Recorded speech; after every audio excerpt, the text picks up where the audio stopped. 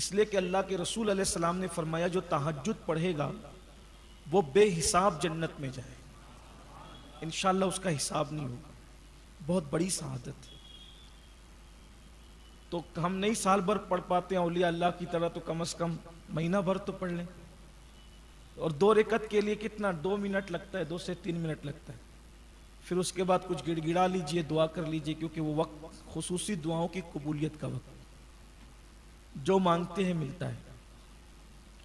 یوں تو رمضان شریف کے علاوہ بھی وہ رات کا آخری پہر دعاؤں کی قبولیت کا وقت ہے، لیکن جب رمضان شریف آتا ہے تو پھر اس میں اور خصوصیت آ جاتی ہے۔ ایک یہ چیز، دوسری یہ چیز کوشش کیجئے کہ رمضان شریف میں کم سونے کی کوشش کی۔ ہم لوگوں کے لیے سیزن رہتا ہے سونے کا۔ اگر فجر میں آپ سوتے ہیں تو آپ ظہر میں اٹھ جائیے، لوگ عصر تک سوتے رہتے ہیں، اس لیے کہ روزے کا مقصد ہے بھوک اور پیاس کا احساس۔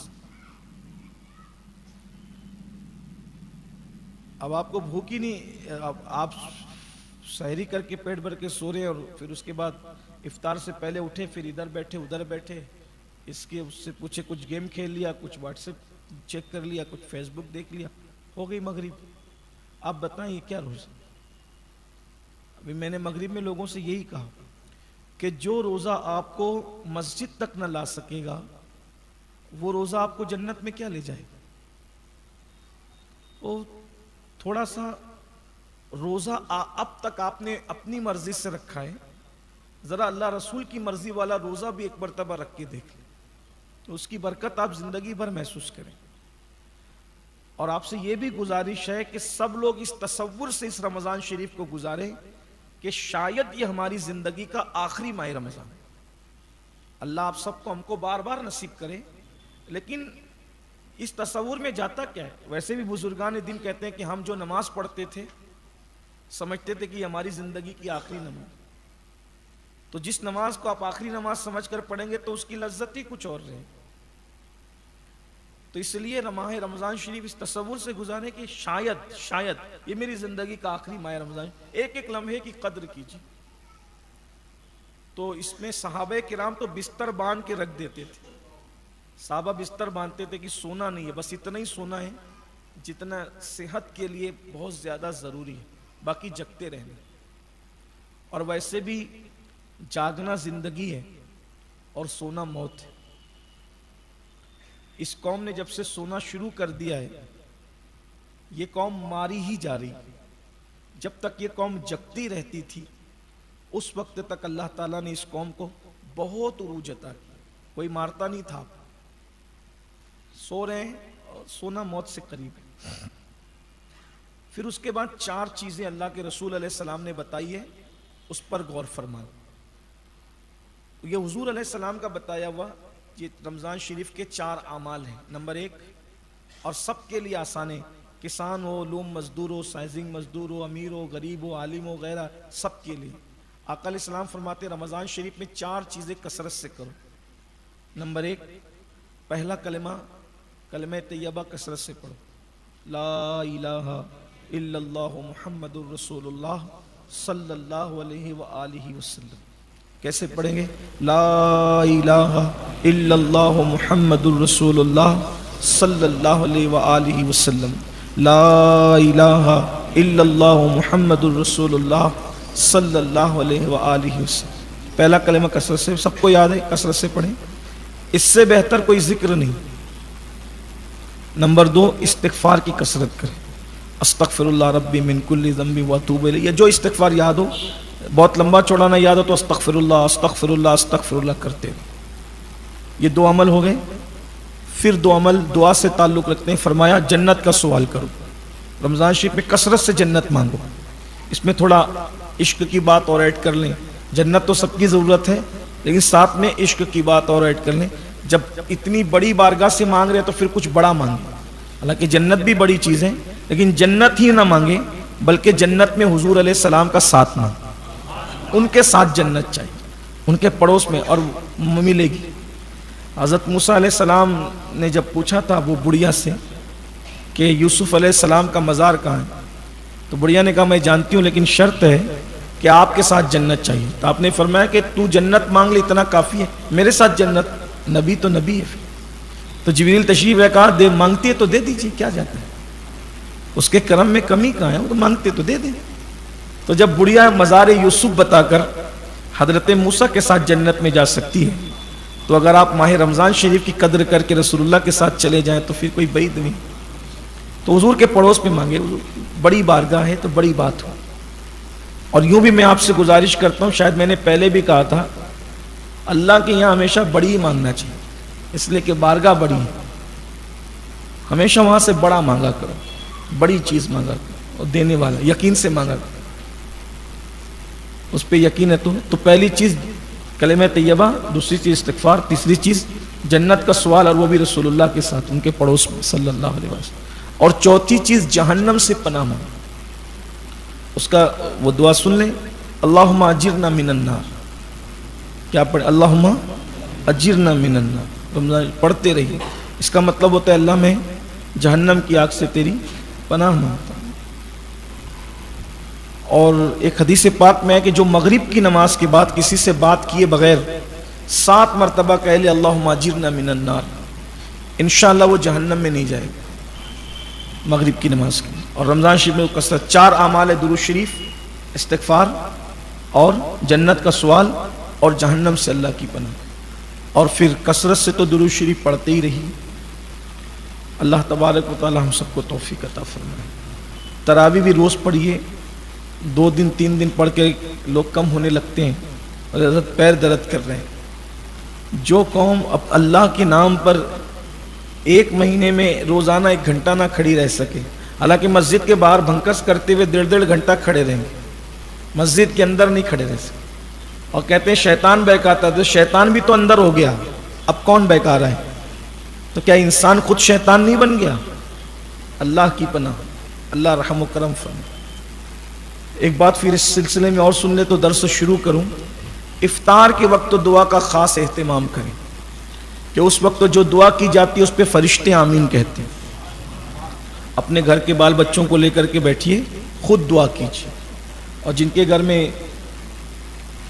کیبل ہے تو پھر وہاں اسپیکر لگے ہوئے تو وہاں تو دعا ہوتی ہے، تو اسی میں آپ شامل ہو جائیے۔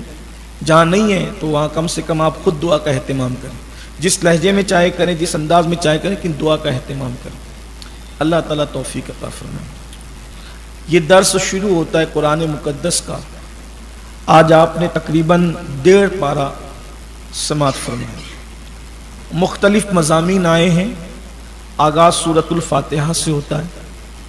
سورہ فاتحہ، اس سورت کو سورہ فاتحہ اس لیے کہتے ہیں کہ اسی سے قرآن مقدس کا آغاز ہوتا ہے۔ اور آپ کو حیرت ہوگی، یہ سورت اتنی جامع ہے، تو ہر سورت کا کوئی جواب نہیں، لیکن اس سورت کی خصوصیت یہ ہے، توریت، انجیل اور زبور میں جتنے مضامین تھے وہ سب اللہ نے قرآن میں جمع کیے، اور قرآن کے جتنے مضامین تھے اللہ نے وہ سب سورۃ الفاتحہ میں جمع کر۔ اس سورت کے کئی نام ہیں، اس کو سورۃ الشفا بھی کہتے ہیں۔ پچھلے سالوں میں بہت تفصیل پہ اس پہ گفتگو بھی، لیکن آج میں اختصار سے تاکہ کچھ نئے مضامین پیش کر سکوں، اس کو سورۃ الشفا بھی کہتے ہیں۔ ڈاکٹروں نے جس بیماری کو لا علاج قرار دیا ہو، اگر روزانہ 41 مرتبہ اس سورت کو آپ دم کریں، انشاءاللہ شفا کے آثار ظاہر ہوں۔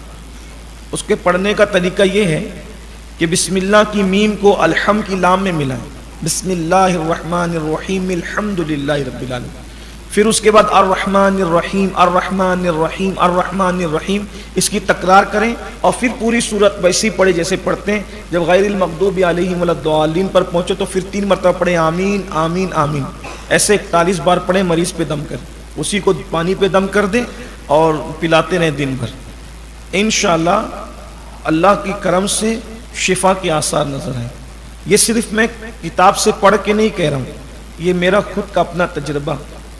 کووڈ کے موقع پر بہت لوگوں نے مایوسی کا اظہار کیا، لیکن الحمدللہ جس کو دیا اس میں سے میں سمجھتا ہوں کہ تقریباً 90% لوگوں کو اللہ تعالیٰ نے جو ہے وہ شفا عطا فرمائی۔ آپ بھی اگر زندگی لکھی ہے تو آثار ظاہر۔ اس کو سورۃ الدعا بھی کہتے ہیں. یہ سورہ دعا بھی ہے. یعنی جب کبھی بہت شارٹ ٹائم میں اللہ سے کچھ بہت ڈھیر سارا مانگنا ہو. آج کل تو لوگوں کے پاس ٹائم ہی کم ہے نا. ٹائم آج کم ہے لوگوں کے پاس. علاج 1450 سال پہلے آ.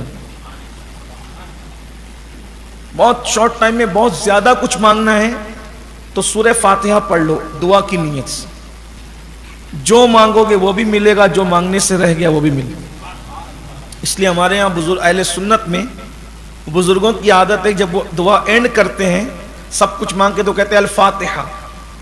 یہ الفاتحہ کیوں کہتے ہیں؟ اس وقت تو سورہ فاتحہ پڑھنی ہوتی ہے آپ کو. اس وقت تو بھی لوگ اپنی اپنی شروع پڑھ جاتے ہیں. اللہ یہ دے دے وہ دے دے, تو سورہ فاتحہ پڑھو, وقت تو بچے تو پھر کچھ مانگو. الفاتحہ کے وقت اور پھر سورہ فاتحہ اس طرح پڑھا کرو جیسے ابھی بتایا گیا, بسم اللہ الرحمن الرحیم الحمد, اس طرح سے الرحمن. اس کو محبوب الہی سرکار فرماتے ہیں جو دل میں تمنا اللہ ہر تمنا پوری فرماتے. اس کو سبا مثانی بھی کہتے ہیں.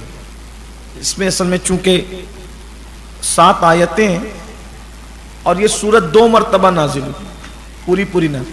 اس سورت کی خاصیت یہ کہ یہ مکی بھی ہے اور مدنی بھی, یعنی یہ ہجرت سے پہلے بھی نازل ہوئی ہے اور ہجرت کے بعد بھی. کیونکہ جو سورت مکی ہے وہ مدنی نہیں, جو مدنی ہے وہ مکی نہیں. لیکن اس سورت کی خصوصیت ہے یہ مکی بھی اور مدنی بھی. سبحان اللہ, بڑی برکتیں ہیں اس کی. اس کے مضامین یہ ہے کہ اللہ تبارک و تعالیٰ نے اس کا آغاز اپنی حمد سے فرمایا. اگر کسی نے الحمدللہ کہہ دیا, ایک بار کسی نے الحمدللہ کا مطلب اس نے اللہ کی خوبیاں بیان کی. اللہ تبارک و تعالیٰ کو اپنی خوبی کے حوالے سے الحمدللہ سے بڑھ کر کوئی اور کلمہ پسند ہی نہیں. سب سے زیادہ یہی پسند ہے, الحمدللہ. اور جس کی زندگی کے اندر الحمدللہ کہنا جو سیکھ جائے وہ زندگی کے مسائل سے ہمیشہ نکلتا ہی چلا جائے. آج کل ہم سے لوگ پوچھتے ہیں کہ کیسے ہو, تو کچھ کہتے ہیں میں بیمار چلوں. ٹھیک ہے, ڈاکٹر کو بتائیے بیمار ہو تو, پبلک کو بتانے میں کیا ہے. تو کچھ لوگ کہتے ہیں حضرت مندی بہت ہے, پریشانی بہت ہے. بھائیو کس کو سنا رہے ہو؟ جو سن کے بعد میں تمہارا مذاق اڑانا ہے, وہ اس نے جا کر کے تم پہ فکرے کسنا ہے, نہیں کہیے. اپنے مسائل یا تو طبیب کو سنائے یا تو حبیب کو سنائے. ہر ایک کو مسائل نہ سنا, ہر جگہ مسائل سنانے کی نہیں ہوتی. جو پوچھے بولو الحمدللہ. اور اس کی برکت ہے جب بندہ تکلیف اور پریشانی میں بھی کہتا ہے نا الحمدللہ, تو اللہ کہتا ہے میں نے مشکل میں ڈال رکھا ہے پھر بھی میرا شکر ادا کر, اب میں اس سے تکلیفیں دور کر دوں. پھر اس میں اللہ رب العزت نے اپنی شان بیان کی کہ وہ رحمان بھی اور رحیم بھی. رحمان کا مطلب ہوتا ہے بہت مہربان, اس سے بڑھ کر کوئی مہربان ہے ہی نہیں. اسی لیے کسی کو بھی اللہ کے علاوہ رحمان نہیں کہہ سکتے. رحمان صرف اللہ ہے اور وہ بہت مہربان. کتنا مہربان ہے اس کا اندازہ کر لیں. جب اس کی مہربانیاں آتی ہے تو پھر دل مچلنے لگتا ہے. اتنا بڑا مہربان ہے کہ اس کی رحمت کے 100 جز, اس میں سے ایک جز کا اظہار اس نے دنیا میں کیا, ایک جز کا اظہار, اور 99 قیامت کے لیے بچا کے رکھا. ہائے ہائے ہائے. ایک جز کا حال یہ ہے کہ یہاں نرم گدے ہیں, کاریں ہیں, بائک ہیں, موبائل ہیں, قیمتی کپڑے ہیں, پھر اس میں ماں کی محبت, باپ کی محبت, دوستوں کی محبت. جب ایک جز کے اظہار میں ایسے وارے نیارے ہیں تو جب قیامت میں 99 کا اظہار کرے گا تو اس وقت تو کیا مزہ ہے. صرف کوئی مومن رہے, ایمان پر رہے, بس ایمان بچا کر لے جائے, پھر انشاءاللہ کیسے مزے. تو اس سے بڑھ کر کوئی مہربان نہیں, سب سے زیادہ مہربان. لیکن ہمارا حال یہ ہے سب سے جڑے ہیں اس رحمان سے نہیں جڑتے. سب سے توقعات لگاتے ہیں, رحمان سے توقعات نہیں لگاتے. سب پہ بھروسہ کرتے ہیں, رحمان پہ نہیں. اس زندگی میں یہ بات ہمیشہ یاد رکھنا, تعلق سب سے رکھو, رشتے سب سے رکھو, پیار سب سے کرو, لیکن بھروسہ صرف اللہ پہ کرو. بس اللہ کے سوا کسی پہ بھروسہ نہیں. میں شاید ان دنوں تک رہ نہ سکوں تو اس لیے وہ مضمون آج بیان کر دیتا ہوں. یوسف علیہ السلام کو ان کے 10 بھائی مل کر کے پیروں سے مار رہے. سورہ یوسف کی جب تفسیر بیان ہوئی کئی مرتبہ تو اس میں واقعہ آپ نے سنا ہوگا. جو پرانے لوگ ہیں درس میں، چونکہ پرانے تو رہتے ہی ہیں لیکن پھر کچھ نئے بھی بڑھتے ہیں. بھروسہ صرف اللہ پہ، اس کا وہ دیکھ لیں آپ، اس کا مزہ دیکھ لیں، اس کا لطف لے لیں. یوسف علیہ السلام کے 11 بھائی تھے، وہ ملا کے 12 تھے. تو بنیامین تو گھر تھے اور یہ 10 بھائی لے کر چلے تھے. 10 سوتیلے بھائی تھے، ان کو گرا دیا. وہ پورا واقعہ بیک گراؤنڈ آپ سب جانتے ہیں، شاید سنا تو ہوگا کہ یوسف علیہ السلام کو لے کر کے گئے یہ کہہ کر کے ابا امی نے سیر کرانے لے جا رہے ہیں، کھلانے لے جا رہے ہیں، کندھے پہ بٹھا کے لے کر کے. یعقوب علیہ السلام نے روٹی باندھ کر دی، پانی دیا تو روٹی کتے کے آگے ڈال دی، پانی پھینک دیا. اور پیر ہی پیر سے لاتوں لات سے معاذ اللہ یوسف صدیق کو مارنے لگے. تو جب وہ مار رہے تھے تو یوسف علیہ السلام ہنس رہے، رونے کی بجائے انہیں ہنسی آ گئی.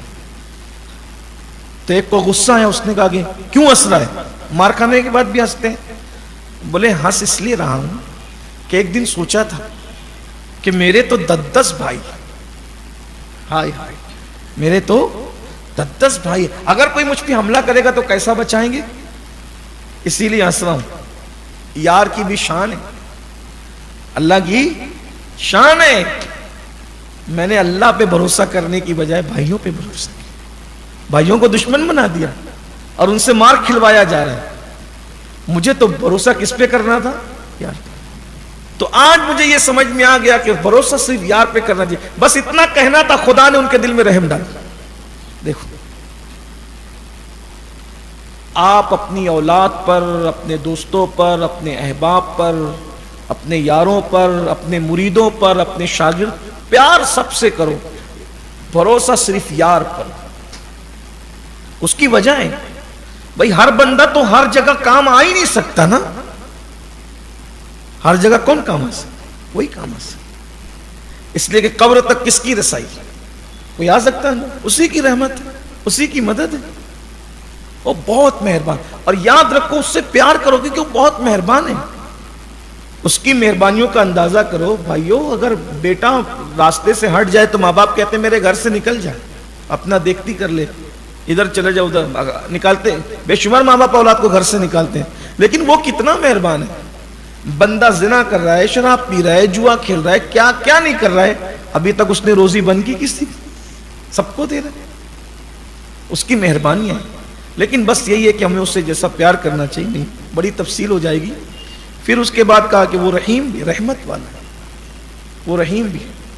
اچھا رحمان ایسا ہے کہ منکرین اسلام کو بھی پالے، جو اس کی عبادت نہیں کرتے نا اس کو بھی پالتا ہے. لیکن دنیا میں آخرت میں پھر ان کے لیے کوئی رعایت نہیں. رحیم بھی ہے. اور پھر ساتھ میں ایسا نہ ہو کہ بندہ اللہ کو رحمان و رحیم جان کر کے پھر تھوڑا بگڑنے ہی لگے، تو پھر آگے لگام بھی دے دی گئی کہ وہ مالک یوم الدین، قیامت میں تمہارا حساب بھی لے گا. بے حساب مت ہو جانا، بگڑ مت جانا، حساب بھی لے گا. اور یاد رکھنا جب حساب لے گا تو پھر کسی کی رعایت نہیں کرے گا، ذرے ذرے کا حساب لے. اگر کسی کی لکڑی سے توڑ کے آپ نے خلال کیا ہے اس بارے میں بھی پوچھے. کسی کی دیوار کی مٹی ناخن سے کھرچی ہے اس بارے میں بھی پوچھے. کسی کو دیکھ کے منہ بگاڑ کر اس کا دل دکھایا ہے اس کے بارے میں پوچھے.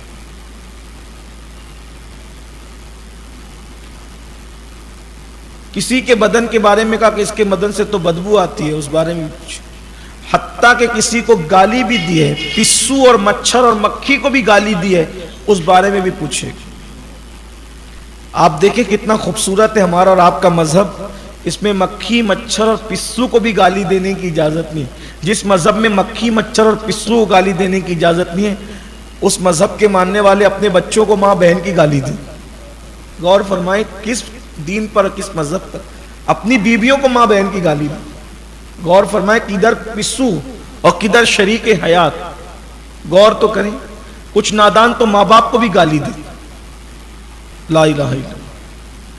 پھر اس کے بعد اب مزید معاملہ آگے آ رہا ہے تو کہا کہ ہم تیری عبادت کرتے ہیں اور تجھی سے مدد طلب کرتے ہیں. عبادت صرف اللہ کی اور تجھی سے مدد مانگتے ہیں، تیری ہی مدد. یہاں پر کچھ لوگ ٹھوکر کھاتے ہیں، کہتے ہیں کہ جب اللہ ہی سے مدد مانگتے ہیں تو پھر اوروں کو مدد کے لیے کیوں پکارتے ہیں؟ تو ان سے یہ کہا جاتا ہے کہ عبادت تو اللہ کی کرتے ہیں مگر رخ کدھر ہوتے ہیں؟ عبادت اللہ کی کرتے ہیں، رخ کدھر ہوتا ہے؟ سمت قبلہ کی طرف. ایسے ہی تو رخ قبلے کی طرف ہے عبادت اللہ کی. اگر کوئی کعبے کی عبادت کرے تو وہ بھی مشرک ہو جائے. کعبے کی بھی تو عبادت ہے، وہی تو غیر اللہ ہے. رخ ادھر ہے لیکن نیت کدھر کی ہے؟ کعبۃ اللہ کی کو تو سجدہ نہیں ہو رہا ہے نا، بلکہ سجدہ کس کو ہو رہا ہے؟ اللہ کو ہو رہا ہے لیکن رخ کدھر؟ کعبے کی طرف. تو رخ کعبے کی طرف ہے اور حقیقت میں عبادت کس کی ہے؟ اللہ کی. بلا تمثیل اگر کسی انسان سے مدد طلب کر رہے ہیں تو اس کو مؤثر حقیقی مان کر کے اس سے مدد نہیں مانگ رہے ہیں، بلکہ رخ ادھر ہے اور اصل مدد کرنے والا اللہ ہے اور اس نے اس کو ذریعہ بنایا. اللہ نے بندے کو ذریعہ، جیسے مرض کے وقت ڈاکٹر سے مدد لیتے ہیں، علم کے لیے استاد سے مدد لیتے ہیں، اسی طرح زندگی میں. اور جو بعد وصال بزرگان دین سے جو ہم مدد مانگتے ہیں تو یہ بھی کہ اللہ اگر اذن دے ان کو تو وہ روحانی طور پہ مدد کر سکتے ہیں. کچھ لوگ یہ کہتے ہیں دیکھیے کہ جیتے جی مدد مانگ سکتے ہیں، موت کے بعد مانگنا شرک ہے. تو بھئی جو چیز شرک ہوتی ہے وہ جیتے جی بھی ہوتی، مرنے کے بعد بھی ہوتی. ایسا نہیں ہوتا کہ ایک چیز شرک کہیں ہو اور پھر کہیں ایمان بن جائے، ایسا نہیں ہوتا. تو وہ لوگوں یہاں ٹھوکا گئے نہیں جیتے جی لے سکتے ہیں مدد، مرنے کے بعد تو مرنے کے بعد کا فلسفہ پھر کیا ہے؟ ایسا نہیں ہے. جیتے جی بھی جس سے مدد لی جاتی یہ سوچ کے کہ حقیقی مددگار اللہ ہے اور اللہ نے اس کو ذریعہ بنایا. جیسے پالنے والا کون ہے؟ اللہ ہے. لیکن پالنے والا کس کو کہا جاتا ہے زمین پر؟ ماں باپ کو، کہ ماں باپ بھی پالتے ہیں اولاد کو. تو پالنے والا تو اللہ ہی ہے. تو اگر اللہ نے ان کے دل میں محبت اور رحم ڈالا، ذریعہ بنایا، تو وہ پال رہے ہیں. اگر اللہ تعالیٰ ان کے دل سے رحم اور محبت اور پیار نکال لیتا تو بہت سارے تو ایسے ہیں کہ جن کو اللہ نے آزمائش میں مبتلا کیا، پیدا ہوتے ہی کوئی چھوڑ کر دواخانے میں بھاگ گئے، پیدا ہوتے کوئی قبرستان میں پھینک کے بھاگ گئے، کوئی کچرے کی کنڈی میں پھینک کے بھاگ. ایسا بھی تو ہے. تو حقیقی مدد اللہ کی ہے، بندے ذریعہ بنتے ہیں، پھر چاہے وہ جسمانی طور پہ ذریعہ بنے چاہے روحانی طور پہ ذریعہ بنے. اس میں لوگ الجھاتے ہیں اور پھر لڑتے لڑاتے رہتے ہیں. حالانکہ لوگوں کو سواد اعظم کی طرف اور 1400 سالہ ذخیرے کی طرف نظر رکھنا چاہیے کہ مدد طلب، اور صحابہ نے کی مدد طلب. بلکہ حدیث میں بھی آیا ہے کہ جب تم راستہ بھول جاؤ اور تمہیں جنگل میں کوئی راستہ دکھانے والا نہ رہے تو یوں کہو آئینونی یا عباد اللہ، آئینونی یا عباد اللہ، اے اللہ کے بندوں میری مدد کرو. تو اللہ نے کچھ ایسے بندے مقرر کر رکھے جہاں کوئی مددگار نہیں ہوتا جنگل کے اندر. اگر آپ کہیں آئینونی یا عباد اللہ تو اللہ کے بندے وہاں مدد کے لیے پہنچے. بلکہ ہم نے اپنے بزرگوں سے سنا ہے اور بہت مستند علماء اور بزرگوں سے سنا ہے. خود اجمیر معلیٰ میں ایسا ہے کہ اجمیر شریف میں اگر کوئی گم ہو جائے تو ہمارے بزرگوں نے فرمایا کہ سرکار غریب نواز کے خلیفہ اور مرید ہیں حضرت عبداللہ بیابانی، تو وہ اس کو منزل کی طرف پہنچا دے. یہ عبداللہ بیابانی وہی ہے جن کا دوسرا نام جے پال جوگی تھا. وہ ایمان لائے سرکار کے ہاتھ پر اور بزرگوں نے فرمایا کہ سرکار سے انہوں نے کہا کہ مجھے طویل حیات چاہیے، تو آپ کی دعا سے اللہ نے ان کو لمبی حیات عطا فرمائی. بہت سے واقعات ہیں ایسے. تو اللہ کے بندوں کو اللہ نے مدد کے لیے مقرر کیا. اب پھر آگے یہاں سے دعا سکھائی جا رہی ہے کہ دعا کیسے کرو. دعا کا طریقہ سکھایا جا رہا ہے کہ اللہ ہمیں سیدھے راستے پر قائم رکھ، سیدھے راستے پر چلا. اب سیدھے راستے پہ چلنے کی بات آئی تو پھر مسئلہ درپیش یہ ہوتا ہے انسان کے لیے کہ بھئی سیدھا راستہ کس کا، کون سا راستہ سیدھا ہو سکتا ہے. تو اس کو واضح کر دیا ان لوگوں کا راستہ جن پر تو نے احسان فرمایا، انعام فرمایا، اور ان کا راستہ مت چلا ہمیں جن پر تیرا غضب ہوا اور جو بھٹک گئے راستے سے گمراہ ہو گئے. یہ یہود اور نصارہ کی طرف اشارہ ہے، اور جن پہ احسان ہوا تو آگے بیان کیا ایک مقام پر انعم اللہ علیہم من النبیین والصدیقین والشہداء والصالحین، جن پر اللہ نے انعام کیا وہ انبیاء ہیں، صدیقین ہیں، شہداء اور اللہ کے نیک بندے اولیاء ہیں، ان کا راستہ۔ تو جب بھی کوئی کام کرو تو چیک کر لیا کرو کہ یہ کام کیا نبیوں نے کیا، کیا صدیقوں نے کیا، کیا شہیدوں نے کیا، کیا ولیوں نے کیا۔ اگر وہ کام ان لوگوں نے نہیں کیا اور آپ اس راستے پہ جا رہے ہیں تو سمجھ لو کہ آپ اچھا راستہ نہیں جا رہے۔ یہ سورت سب سے زیادہ پڑھی جاتی ہے دنیا میں، سورت الفاتحہ۔ اگر آپ فرض بھی پڑھتے ہیں، نفل بھی پڑھتے ہیں، سنتیں بھی پڑھتے ہیں، تو ایک دن میں مسلمان اس سورہ مبارکہ کو کم سے کم 40 بار پڑھتا ہے، ہر رکعت میں پڑھی جاتی ہے، اس سے زیادہ کوئی سورت نہیں پڑھی جاتی۔ اگر ہم سنتیں موقعہ، غیر موقعہ، نفل، فرض سب ملا کر کے پڑھیں تو روزانہ ہم 40 بار سورہ فاتحہ پڑھنے والے ہو جائیں، اور جب 40 بار روزانہ پڑھو تو اتنا اثر پیدا ہو جائے کہ جس کو سورہ فاتحہ پڑھ کے دم کر کے دے دو اس کو شفا ملے۔ پہلے ہوتا تھا ایسے، جب ہم لوگ شارٹ کٹ نہیں کرتے تھے، چند رکعتوں پہ اکتفا نہیں کرتے تھے، تو مسجد کے دروازے پہ مسلم غیر مسلم سب کھڑے رہتے، مغرب بعد بچوں کو لے کے۔ غیر مسلم کو بھی اتنا اعتماد تھا کہ نمازی نکل کے دم کرے گا تو میرا بچہ شفا یاب، اور ہو جاتے تھے لوگ۔ ابھی تو باہر نکلتے ہیں تو ٹوپی نکال کے جیب میں ڈالتے ہیں، اور ابھی مسجد میں نماز پڑھ رہا تھا، مسجد کے باہر نکلنے کے بعد اس کو تکنا شروع۔ تو اب کوئی نہیں کھڑا رہتا ہے باہر، اس لیے کہ نمازی غیر معتبر ہو، جس کی نماز اس کو خود کو فائدہ نہ پہنچائے وہ دوسروں کو کیا فائدہ پہنچائے۔ وہ نمازی تھے، اچھا وہ بہت پڑھے لکھے نہیں تھے، وہ جو بڑے بوڑھے جو مسجدوں کی کبوتری بن کے تھے نا ہمارے بچپن میں، آپ کے بچپن میں، وہ بہت پڑھے لکھے لوگ نہیں تھے۔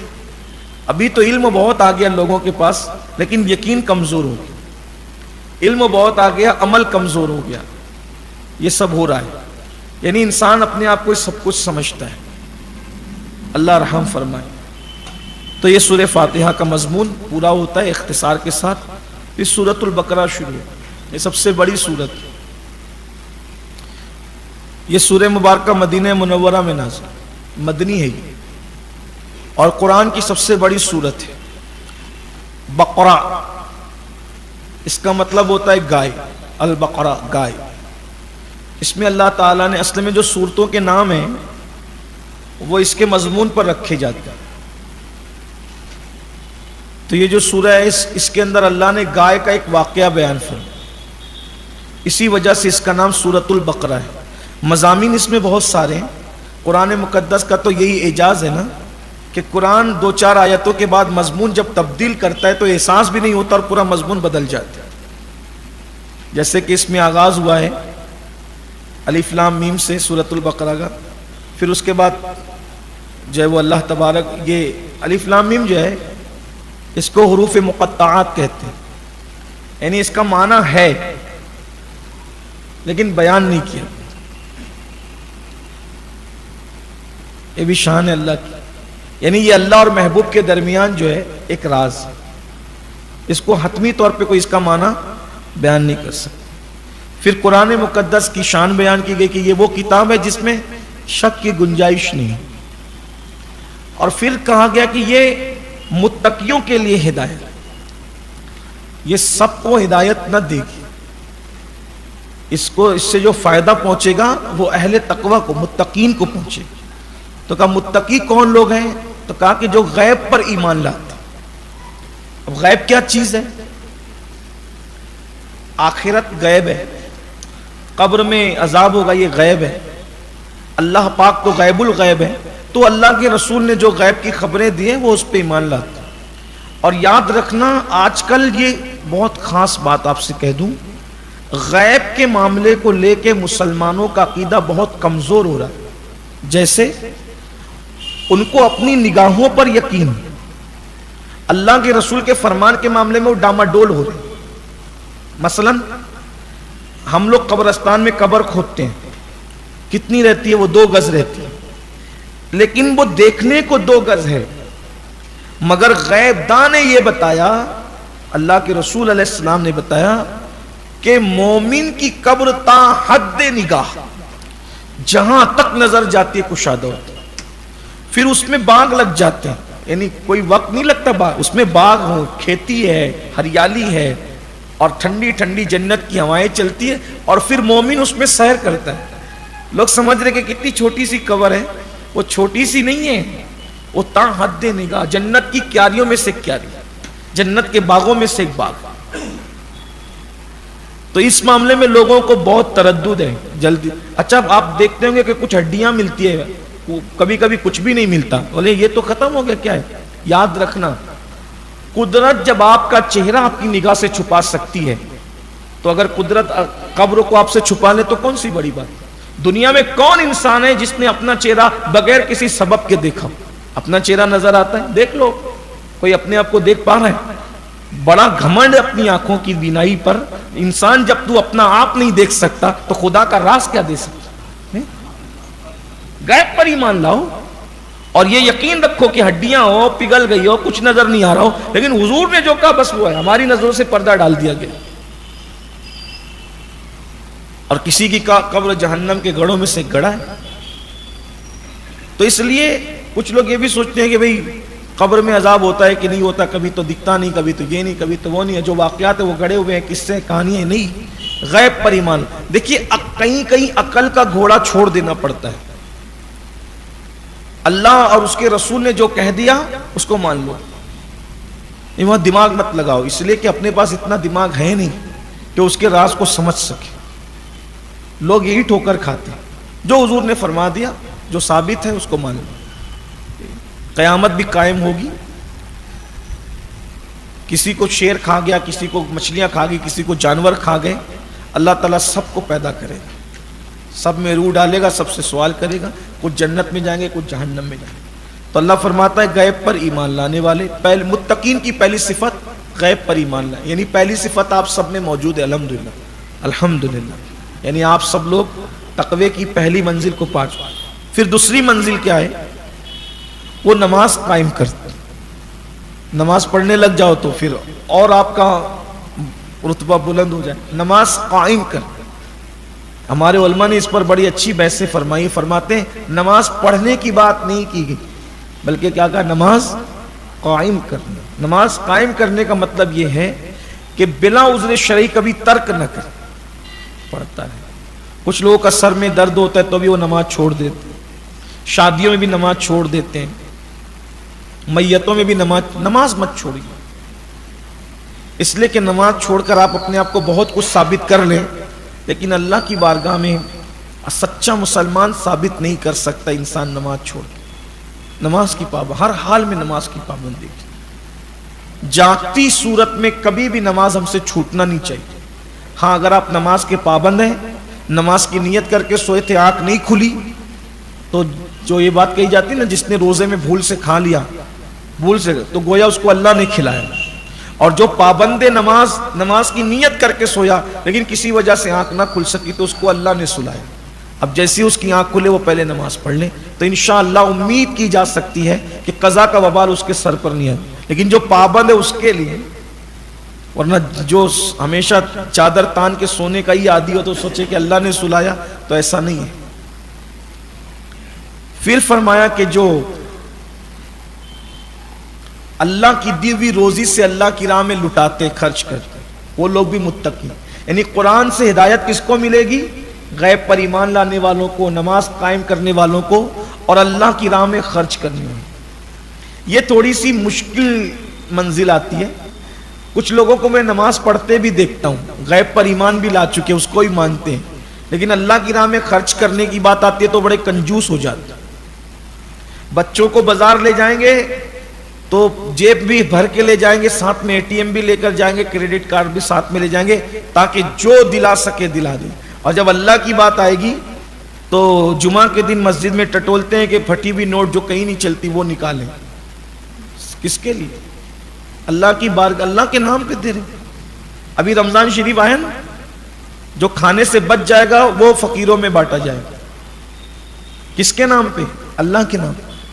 اللہ کے نام پہ جھوٹا کھلایا جا رہا ہے، اللہ کے نام پہ پھٹا بانٹا جا رہا ہے. ابھی کچھ لوگ ہمارے شہر کے لوگ زکوٰۃ بانٹیں گے، تو کپڑے کی دکان پہ جا کے بولیں گے جو سب میں سستے والا ہے ذرا وہ نکالنا، زکوٰۃ میں بانٹنا۔ واہ بھائی واہ، کیا اللہ والے لوگ ہیں۔ دیکھیں سرکار غوث اعظم رضی اللہ تعالیٰ عنہ بہت قیمتی لباس پہنتے اور اتنا مہنگا پہنتے تھے کہ اتنا مہنگا بادشاہ بھی نہیں پہن سکتا۔ میں کچھ پریشان ہوا، میں خود اللہ کی توفیق سے کچھ عنوانات ایسے ہیں جس کو اللہ نے مجھے بہت توفیق دی پڑھنے کی۔ میں نے کربلا بہت پڑھا اللہ کی توفیق سے، حضور کی سیرت بھی ایسی کوشش کی پڑھنے کی، سرکار غوث اعظم کی زندگی بھی ایسی پڑھی، بلکہ کچھ عنوانات ہیں جس کو پڑھنا میرا شوق ہے، سیزن ہو نہیں ہو پڑھتا رہتا ہوں اس عنوان۔ تو یہ ایک عنوان غوث پاک بھی، حالانکہ جتنا اللہ نے توفیق دی پڑھا لیکن میں ان کو نہیں پہچان نہیں سکا، ان کو سمجھ نہیں سکا، اب وہ سمجھ میں آنے والی ہستی بھی نہیں۔ غوث پاک خود فرماتے ہیں کہ میں اللہ کے رازوں میں سے ایک راز ہوں۔ کچھ لوگوں کو یہ لگتا ہے کہ میں مبالغے سے کام لیتا ہوں، واللہ میں مبالغے سے کام نہیں دیتا۔ جن کو ان کی معرفت نصیب ہو جائے اس کو سمجھ میں آئے گا کہ غوث اعظم ہے۔ بہرحال یہاں تو بڑے بڑے جو ہے وہ تھکے ہیں، کون ان کو پا سکتا ہے۔ تو میں پریشان ہوا کہ ولی ہو کر اور پھر ولیوں کا سردار ہو کر اتنا مہنگا کیوں پہنا، اب وہ بھی روز، آج پہنا اتار دیا، آج پہنا دوسرے دن نہیں پہنا اس کو، یعنی دن بھر پہنا اب اگلے دن پھر نیا، اور وہ بھی اتنا ہی مہنگا۔ کچھ لوگوں کو اعتراض بھی تھا، جو اعتراض کرتا تھا وہ پریشان ہو جاتا تھا۔ ایک تو ایک مرتبہ تو دکان والے ہی پریشان ہو گئے، دکان پہ خریدنے کے لیے گئے تو بولا سب سے مہنگا کپڑا کون سا ہے، تو یہ ہے، کس کو چاہیے، بولے غوث پاک کو چاہیے۔ یہ ولی لوگ بھی اتنا مہنگا پہنتے ہیں، جیسے آج کل بھی کچھ لوگوں کا پیٹ دکھتا ہے، مولوی کیوں مہنگا پہنتے ہیں؟ ان کو تو چاہیے کہ مولوی بیچارہ 72 پیون والا پہنے تو ان کی مرادیں پوری۔ جو قوم اپنے امام کے بدن پہ اچھا لباس نہ دیکھ سکے اس کو اچھے دن کیسے آ سکتے؟ بڑا عجیب حال ہے، اللہ رحم فرمائے۔ تو وہ اس نے اتنے بڑے ولی کو کیا ضرورت ہے اتنا مہنگا پہننے کی، بس اتنا اس نے کہا، اور اس کے پیر میں جب وہ ایک کھٹی گھس گئی، نکلتی نہیں تھی، تڑپتا تھا۔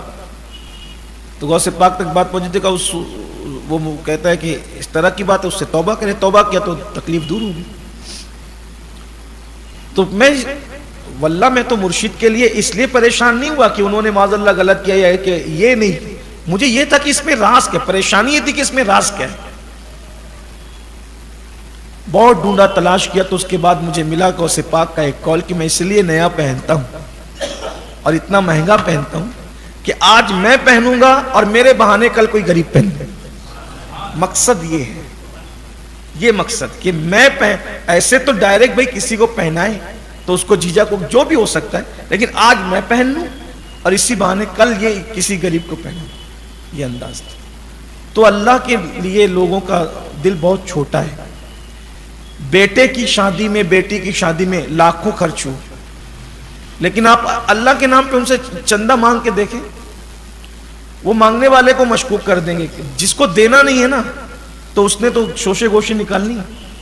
میں یہ نہیں کہتا کہ جو لوگ مانگتے ہیں وہ سبھی اچھے ہیں، کچھ لوگوں نے ایسے غلط کام کیے ہیں کہ لوگ بدنام ہوئے ہیں، لیکن پھر پانچوں انگلی جیسی تو نہیں رہتی۔ بلکہ میں جانتا ہوں مالیگاؤں میں بہت سارے لوگ آئے رمضان شریف میں زکوٰۃ طلب کرنے کے لیے، وہاں سے، علاقے کے نام نہیں لوں گا، پھر تقریر کے لیے میں ان علاقے میں گیا تو پتہ چلا کہ وہاں اس طرح کا کوئی مدرسہ ہی نہیں۔ یہ بھی ہوا۔ تو اللہ کے لیے دل چھوٹا مت کرو، اللہ کی راہ میں لٹاؤ۔ اور ایک بات ہمیشہ یہ بھی یاد رکھو، جو اللہ کی راہ میں ہاتھ کشادہ رکھتا ہے اس کو کبھی کمی نہیں ہوتی۔ بانٹنے والا کبھی تنگ دست نہیں ہوتا، اللہ کی راہ میں دینے والا کبھی تنگ دست نہیں ہوتا۔ یہ جو بچا بچا کے رکھتے ہیں نا، تباہی ان کو آتی ہے۔ ہمیشہ یاد رکھیے یہ بات بھی کہ جو لوگ لے کے بھاگتے ہیں نا، وہ بیوپاری لے کے بھاگ گیا، وہ لے کے بھاگ گیا، وہ لے کے بھاگ گیا، وہ لے کے بھاگ گیا، لے کے انہی کا بھاگا جاتا ہے جو اللہ کی راہ میں کنجوس ہوتے ہیں، جو اللہ کی راہ میں دل کھول کر دیتے ہیں، ان کا کوئی لے کر نہیں بھاگتا۔ تو متقیوں کی نشانی آ گئی۔ پھر اس کے بعد اب آخری باتیں سن لیں اس سلسلے میں۔ پھر فرمایا محبوب جو آپ پر ہم نے نازل کیا اس پہ بھی وہ ایمان لا، یعنی قرآن، اس پہ بھی ایمان لاتے ہیں، اور جو آپ سے پہلے نازل کیا اس پہ بھی ایمان لا۔ اب یہاں ایک خاص نقطہ سن لیں کیا کہا؟ جو آپ پہ نازل کیا اس پہ ایمان لاتے ہیں، اور جو آپ سے پہلے نازل ہوا اس پہ، یہ نہیں کہا جو آپ کے بعد نازل ہوگا اس پہ ایمان لاتے ہیں۔